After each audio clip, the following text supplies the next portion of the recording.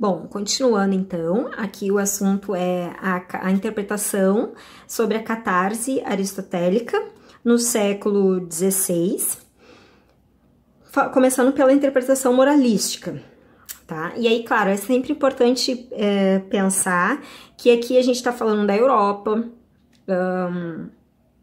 Esse trecho aqui do livro do Aguiar e Silva está muito voltado para a Itália. Então, a igreja lança os alicerces do movimento renovador da Contra-Reforma. Então, tem uma pegada cristã, moralística aqui muito forte, tá? Então, para esse Vincenzo Maggi aqui, que foi um crítico e publicou um comentário sobre a poética, para ele, né, a poética tinha esse objetivo de purificar as paixões, né, mas que a poética consistia numa purgação, tô embananada. A purgação devia consistir na substituição dessas paixões viciosas por sentimentos alimentados pela caritas cristã. Então, ou seja, é como se fosse uma catarse cristã com os elementos, ou enfim, a moralística cristã, que era nesse sentido que esses sentimentos viciosos deveriam ser substituídos por esses sentimentos cristãos, tá? E aí, claro, no ponto de vista do Aguiar e Silva, essa é uma interpretação que atraiçoa o texto aristotélico, ao mesmo tempo que mostra qual era a mentalidade naquela época, né? Aquilo que se pretendia justamente com essa moralização da literatura. E aí, também para esses caras aqui, pro Maggi e tal, a literatura, ou no caso a poesia, não é imitação à finalidade da poesia, mas sim uma agradável doutrina através da qual os costumes dos espíritos, e assim no caso quando ele está falando os espíritos aqui, é a humanidade, são os homens, tá? Então no caso as atitudes dos homens são conduzidos à reta razão, ou seja, os homens terem pensamento reto, ter a razão reta, pensar certo dentro da moral cristã, né? De modo que com eles o homem alcance a atuação perfeita que se chama beatitude, né? A bondade, ser um homem bom, cristão, né? Então, perante a afirmação aristotélica de que a poesia imita as maneiras do ser, né? As caracteres dos homens, ou seja, o jeito dos homens, né? A preocupação, no caso, esse sujeitinho aqui, esse Calígero, a preocupação dele é que assistir a tragédia com a intenção de purgar os sentimentos ruins, purgar a compaixão e o medo, ou seja, as pessoas não terem mais medo, isso vai fazer com que elas justamente libere a alma para os sentimentos viciosos e para a paixão. Então, olha aqui, teme que a imitação possa incidir sobre impulsos passionais suscetíveis de perturbar perigosamente o leitor e de impedir a catarse, estabelecendo por isso a imitação poética não incide sobre os caracteres, mas sobre os estados da alma, os sentimentos já despidos de bruteza passional. Então, no caso, para ele, o medo era de que sem uma certa moralística cristã, essa catarse, essa depuração ia acabar se voltando já sobre os sentimentos puros e já depurados. Então é como se tivesse que a gente precisa realmente repensar essa questão da tragédia e temos que reformular de acordo com nossa moral vigente. Então, tal interpretação moralística da catarse, aceita no século XVII por muitos autores, entre os quais Corneille, conduz no século XVIII a um conceito sentimentalista de catarse, identificada por uma lição moral. Então, a gente tem assim, antes da gente ir para a mitridática, tem essa questão moralística da catarse, que vai se desenvolver e vai ficar cada vez mais forte ao longo do século XVII e vai chegar no século XVIII com uma força muito grande em relação à moralística, né? Ou seja, uma função moralística da obra literária, como se ela servisse para isso, para educar, é uma função pedagógica, mas com uma moral cristã, com o objetivo sempre de fazer com que o homem, na verdade, o homem não perca o medo. Ou seja, a catarse para Aristóteles era como se fosse assim, para o sujeito, perder o medo, ele sentir alívio e, claro, reconhecer psicologicamente a sua própria condição. E aqui, no século XVI e XVII, a intenção é o contrário, era que o homem continuasse sentindo medo, para que só através deste sentimento de medo, ele pudesse assim manter o pensamento reto e fugir às tentações. Que é uma coisa bem cristã, né? A gente resistir às tentações, resistir ao mal, a gente ter uma alma boa, né? E aí a interpretação mitridática então assim, nessa interpretação mitridática, alguns carinhas aqui, eu acho que o mais importante que ele vai citar é o Minturno.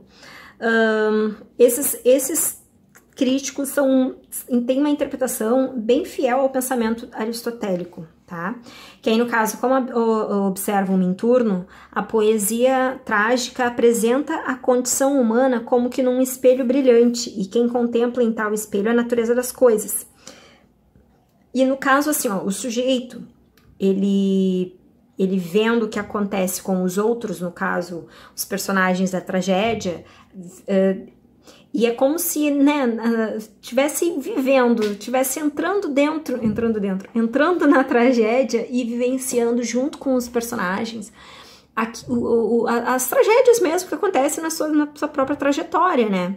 E isso faz com que os homens, né, vejam que eles mesmos estão sujeitos a muitas desventuras. E isso leva ele a pensar sobre o estado das coisas, sobre o estado da sua própria vida, né? E então, a natureza das coisas, a variedade do mundo, a fraqueza do homem. Então, essa é a real intenção da tragédia aristotélica, né? Quer dizer, ao comover essas paixões, a tragédia tira-lhes o que elas têm de excessivo. A tragédia tira o que essas paixões têm de excessivo e de vicioso, e leva-as a um estado moderado e conforme à razão, né? Então, aqui, assim como pensava Aristóteles, Racine e o Minturno, eles acreditavam que sim, era preciso ter essa razão e que os homens, os sujeitos que lessem ou que assistissem às tragédias, eles eram capazes de racionalizar isso, esses sentimentos que eram depurados. Não era uma visão como nos séculos anteriores, ali, 16 e tal, que entendia que o homem não seria capaz dessa racionalização, né? Então, o homem estaria livre de racionalizar os seus próprios sentimentos, ele só deveria ser comandado. E nós da igreja, né, eles, ou nós, enfim, o pensamento deles seria que eles diriam aos homens o que eles deveriam fazer e sentir, né? E aqui não, aqui é como se tivesse, assim, realmente existisse essa autonomia da razão, da racionalidade de cada sujeito, né, de cada homem, podendo pensar e racionalizar a sua própria condição, o seu próprio estado psicológico, o estado das coisas, da sua vida, que pudesse pensar, né? Então, aqui alguns exemplos de algumas obras, né, que os homens pudessem depurar sentimentos como a fúria do amor, né, a violência do ciúme, ou no caso até chega a ser poético a forma como o Aguiar e Silva coloca, né, até aquelas zonas da alma onde a noite é absoluta, onde a opressão monstruosa do destino não é figura de retórica, mas presença efetiva, onde o pecado fulgura diabólico e a vida se exaure num universo de silêncio. Aí ele cita a Ifigênia e a Fedra. Então, nesse mundo cruel de forças brutas e inexoráveis, a poesia trágica instaura uma ordem e exorcisma o horror das desgraças humanas, né? Então aqui a obra trágica é uma forma, é harmonia e canto, exprime a superação do trágico bruto que ensombra a vida do homem. Então aqui a tragédia, ela tá muito mais próxima do sujeito, talvez nessa interpretação, né, sentimentalista da catarse, porque é voltada justamente aos sentimentos, porque se estamos falando de compaixão e de medo, é sentimento, gente. Então, é isso que deveria ser depurado, para que o sujeito tivesse condições de avaliar a sua própria vida, o seu estado das coisas e né, fazer essa avaliação, perceber o que precisa ser mudado, de certa forma ter uma autonomia de racionalização sobre a sua própria vida, sua própria experiência. Né? E aí aqui tem um ponto, né, 6.1, enfim, eu acho que continua falando aqui também sobre catarse. Como vimos, o conceito de catarse em Aristóteles vincula-se quase exclusivamente à tragédia. Tá? Então, a função catártica, porém, foi naturalmente estendida a toda a expressão literária e mesmo a toda a expressão artística. Desde há muitos séculos que o homem interpreta a obra literária como uma forma de libertação e de superação de elementos existenciais adversos e dolorosos, como uma procura de paz e de harmonia íntimas, tanto no plano do criador como no plano do leitor, tá? E aí a gente vê, assim, né, que a poesia é uma libertação, porque ela é uma liberdade, né? Então, a questão da autonomia, né, acho que tem esse sentido também da libertação do sujeito. A tragédia teria muito... Novamente, eu não vou entender que seja a palavra função seja a palavra ideal, porque no meu ponto de vista não é função, é característica, é imanência. Imanência da tragédia é gerar essa libertação. A interpretação lá dos moralistas da igreja do século XVI era completamente enviesada. Tinha um objetivo político, religioso muito forte, de dominação, de controle, que não corresponde ao que realmente Aristóteles quis fazer.